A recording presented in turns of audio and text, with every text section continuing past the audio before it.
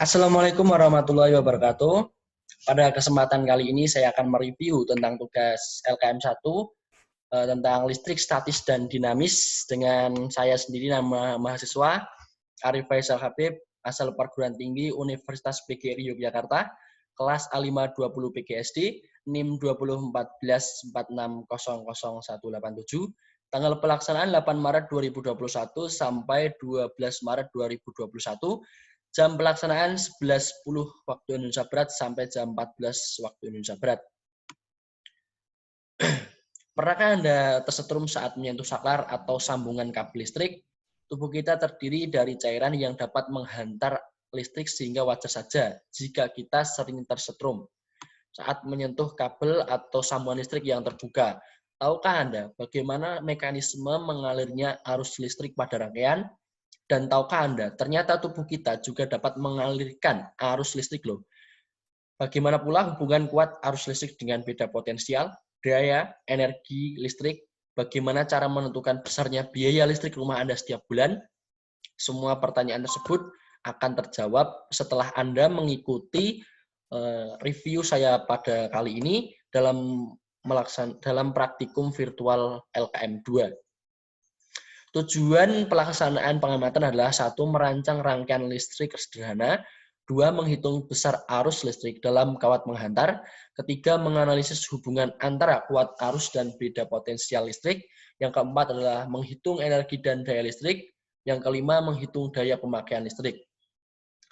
Alat dan bahan yang digunakan, 1. Simulasi PET, link ada di sini. Itu fungsinya untuk membuat simulasi listrik statis dan dinamis. Jumlahnya cukup 1 saja. Yang kedua adalah kabel untuk mengalirnya listrik tadi. Yang ketiga adalah baterai. Yang keempat adalah lampu. Yang keenam adalah ampere meter untuk mengukur kuat arus listrik. Prosedur kerja ada di sini. Saya tidak membacakan ya, tapi nanti silakan kalian buka sendiri. Ini kegiatan 1, membuat rangkaian tertutup dan terbuka. Tutorialnya ada di seperti ini. Ini link tutorial jika kalian akan membuka linknya, nanti ada di sini. Ini tutorialnya. Yang kegiatan 2 itu mengukur kuat arus listrik. Yang kegiatan 3 adalah rangkaian seri dan paralel. Ini adalah pola untuk rangkaian seri dan paralel nantinya ya. Jadi nanti saya sudah tidak membuatkan contohnya lagi.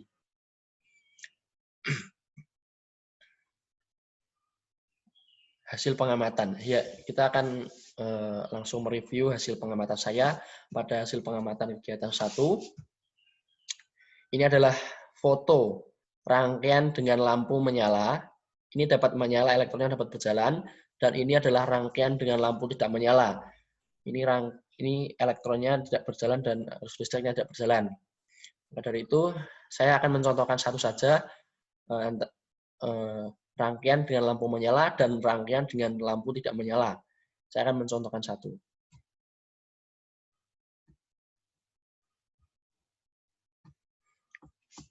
Kita akan membuatnya terlebih dahulu.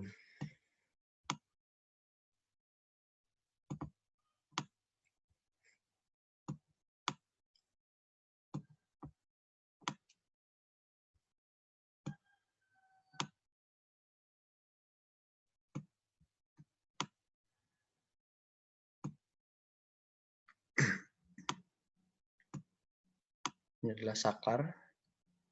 Saklarnya seperti ini.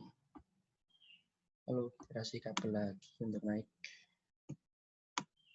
Seperti ini. Kita kasih kabel lagi.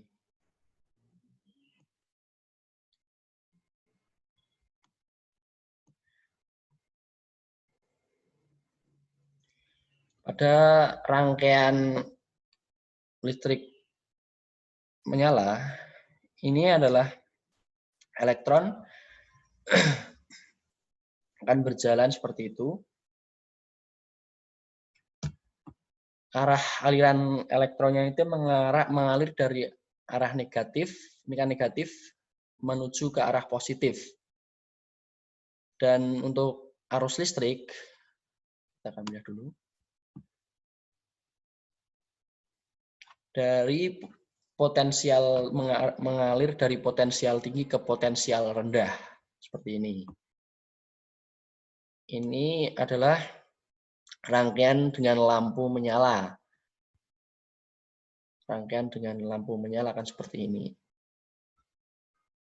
Dan untuk rangkaian dengan lampu tidak menyala, ini kita tinggal pencet saja saklarnya, maka tidak akan ada aliran elektron yang bergerak dari negatif maupun positif, dan sebaliknya tidak akan bergerak, jadi elektronnya itu hanya diam saja seperti ini.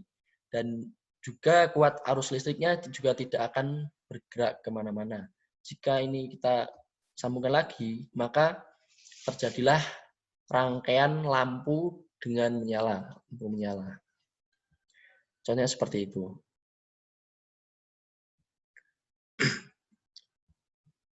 Lanjut kita akan ke pengamatan selanjutnya.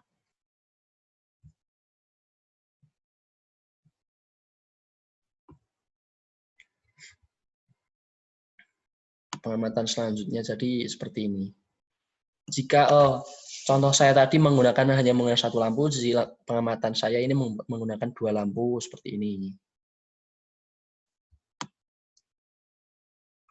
Kita langsung menuju ke hasil pengamatan kegiatan 2. Hasil pengamatan kegiatan 2, rangkaian yang A dengan besar tegangan 1,5 volt dan besar kuat arus listriknya adalah 0,15 ampere. Pengamatan kedua atau B itu menggunakan tegangan 3 volt dan hasilnya adalah 0,30 ampere.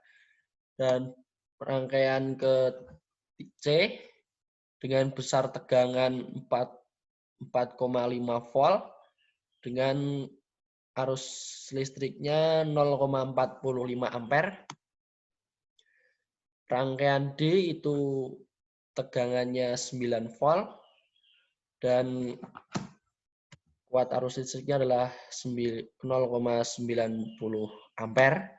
Dan rangkaian 5 adalah menggunakan tegangan 10 volt dan kuat arus listriknya 1 ampere. Kita langsung mengamati hasil pengamatan kegiatan ketiga. Pada kegiatan ketiga ini tidak ditampilkan atau contohnya karena tadi sudah di atas tadi sudah ada polanya. Jadi polanya hanya seperti itu saja. Dan saya kasih kuat arus atau ampernya itu 0,9 Maksud saya tegangannya itu saya kasih 9,0 volt ya. Dan 9 volt ini dan kuat arus atau ampernya adalah yang rangkaian 1 itu 0,90 ampere.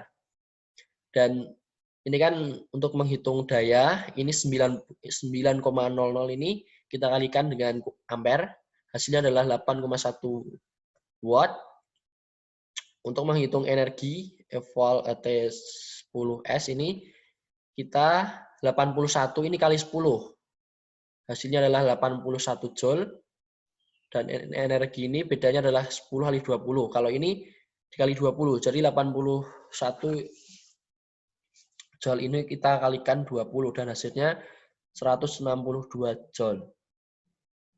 Untuk rangkaian kedua, tegangan volt masih sama 9,0 dan kuat arus atau ampere itu 0,30 ampere.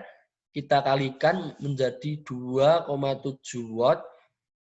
Energinya ini 27 joule dan ini kali 20 sama dengan 54 joule. Pengamatan 3 sama dengan pengamatan 2. Terus selanjutnya kita akan turun tentang diskusi. Pertanyaannya ini, satu rangkaian listrik seperti apa yang dapat menyalakan lampu? Jawaban saya adalah rangkaian listrik yang dapat menyalakan lampu adalah rangkaian listrik yang mempunyai arus dan saling menyambung dan dengan dialiri arus listrik seperti rangkaian seri dan paralel. 2. Bagaimana hubungan antara aliran elektron, aliran arus, dan nyala lampu pada rangkaian listrik tertutup? Jawaban saya adalah hubungan antara aliran elektron, aliran arus, dan nyala lampu pada rangkaian listrik tertutup adalah terdapat aliran elektron yang mengalir antar komponen sehingga lampu dapat menyala. Itu menurut pendapat saya. Jika nanti ada yang lebih benar atau gimana, nanti bisa komen di kolom komentar biar saya perbaiki. Terima kasih. Untuk yang soal nomor 3, bagaimana perbandingan besarnya kuat arus yang dihasilkan dengan jumlah tegangan yang digunakan? Jawaban saya adalah perbandingan antara tegangan dengan kuat arus merupakan suatu bilangan konstan yang disebut hambatan listrik. Secara matematika dituliskan V per I sama dengan R atau dituliskan V sama dengan I R. 4. Jika jumlah muatan yang berpindah pada kawat penghantar 0,6 Celcius dan arus mengalir pada kawat penghantar selama 60 detik, berapakah jumlah arus yang mengalir pada kawat? I sama dengan Q per T. Jawaban saya itu ya. 1 sama dengan 0. Jawaban ini. Seperti ini. Jadi jumlah arus yang mengalir pada kawat adalah 0,01 ampere. Nomor 5, berdasarkan hasil pengamatan kegiatan 2, buatlah grafik hubungan antara besarnya tegangan dan kuat arus listrik. Pengamatan 2 ini adalah grafik saya. Seperti ini grafik saya. 6. Berdasarkan grafik nomor 5, bagaimana hubungan antara tegangan dan kuat arus listrik? Hubungan antara tegangan dan kuat arus listrik adalah jika semakin tinggi tegangan, semakin tinggi pula kuat arus listrik yang dihasilkan. Nomor 7. Hasil pengamatan kegiatan 3, buatlah grafik hubungan antara kuat arus dan energi. Pilih salah satu kolom di atas ya. Jadi untuk grafik yang saya buat seperti ini. Karena yang nomor 1 itu seperti ini. Yang nomor 2 karena sama ya hasilnya jadi seperti ini. Sama. Nomor 8, berdasarkan grafik nomor 7, bagaimana hubungan antara kuat arus dan energi listrik? Jawaban saya, hubungan antara kuat arus dan energi listrik adalah lebih banyaknya joule akan berpengaruh kepada lampu yang menyala. Jika joule lebih banyak, lampu akan terlihat terang. Dan jika joule-nya sedikit, lampu akan redup. Jadi kesimpulan dari berdasarkan grafik nomor 7 seperti itu. 9. Sebuah heater digunakan untuk memanaskan air memiliki hambatan sebesar 24 ampere. Dihubungkan dengan sumber tegangan 240 volt. Jika heater menyala selama 30 detik, tentukan besarnya energi yang dikeluarkan oleh heater tersebut. Jawaban saya seperti ini. V kuadrat T per R sama dengan 240 kuadrat kali 30 per 24 sama dengan 7.600 kali 30 per 24 sama dengan 2.400 kali 30 sama dengan 72.000 Joule sama dengan 72 kilojoule. 10. Pada lampu pijar tertulis 220 volt per 100 watt. Apabila lampu tersebut terus menyala dari jam 6 malam sampai jam 6 pagi waktu Indonesia Barat, tentukan besarnya biaya listrik yang harus dibayarkan untuk satu lampu pijar tersebut selama bulan Januari 2021. Jadi jawaban saya seperti ini. 1 dikalikan 100 sama dengan kali 12 kali 31. Ini bulannya. Ini maksudnya tanggalnya sama dengan 37200 watt.